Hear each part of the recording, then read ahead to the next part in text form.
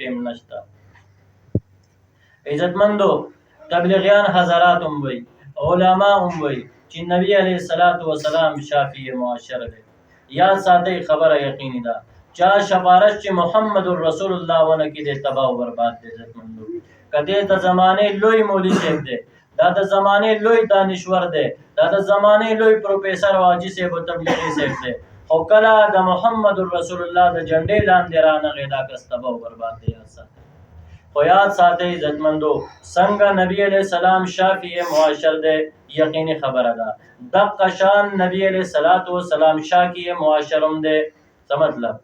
نبی علیہ الصلاة والسلام په آخرت کې به زما ستا مقابل ودرېږي، زما ستا خلاف به نبی علیہ السلام الله ته شکایت کوي. یاد ساتئ عزتمندو. دلته خلک وایي فلانکي سره مې کیس دی او سرکاري وکیل مې نیولی دی، دا وکیل ډیر چالاکه دی، ما نه به چا پلار کیس وګټي.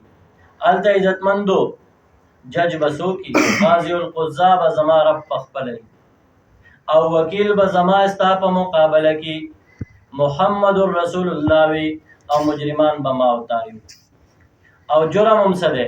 الله فرمایي په سورې فرقان کې وقال الرسول، او به وایي رسول علیه الصلاة والسلام یا ربي ای زما ربا ان قوم اتخذوا هذا القرآن مهجورا، ای زما ربا دا زما هغه امتیان دي چې دیو ستا کتاب قرآن پرېښودی او مهجورا ای متروکه پرېښودی. او څه مطلب؟ عمل یې نه کوو، ترجمه یې تفسیر یې نه یادوو، نه چې دا خو عمومي کار دی. مهجورا ای متروکه څه مطلب؟ چې قرآن په مقابله کې بل نظام جوړ کړی، جمهوری او مغربي نظام ته د قرآن په مقابله کې ترقی ورکوله. نن مولوي صاحب هم راپاسې وایي زما د جمهوریت دپاره قرباني ده. یاره چې موږ د جمهوریت دپاره، موږ د جمهوریت د بقا جنګ کوو. یا مولوي صاحب د جمهوریت د بقا جنګ نه دی پکار، موږ ته د محمد رسول الله د نظام د بقا جنګ پکار دی. دا نظام به زما ستا کله چې عزتمندو یاد ساتئ چې په قبر کې کېښودی شو، ما او تا نه به 3 سوالونه کېږي. یو سوال پکې دا دی ما دینو کا، دین څه ته ویلې کېږي؟ دین ویلې کېږي د زندګۍ د تیرولو طریقه.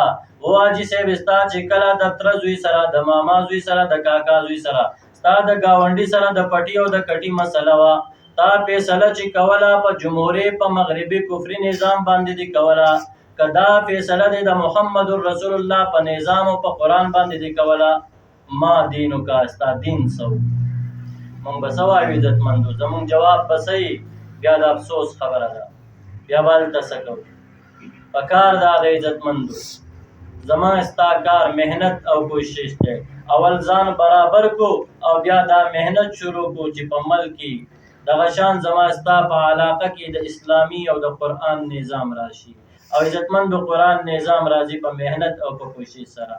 داسې نه چې د اوټ او د نوټ دپاره قرآن استعمال کم او بیا هم د جمهوریت بقا جنګ کو. نه جي نه. عزتمندو خبره مې دې پورې کوله، دا کتاب مظلوم کتاب دی.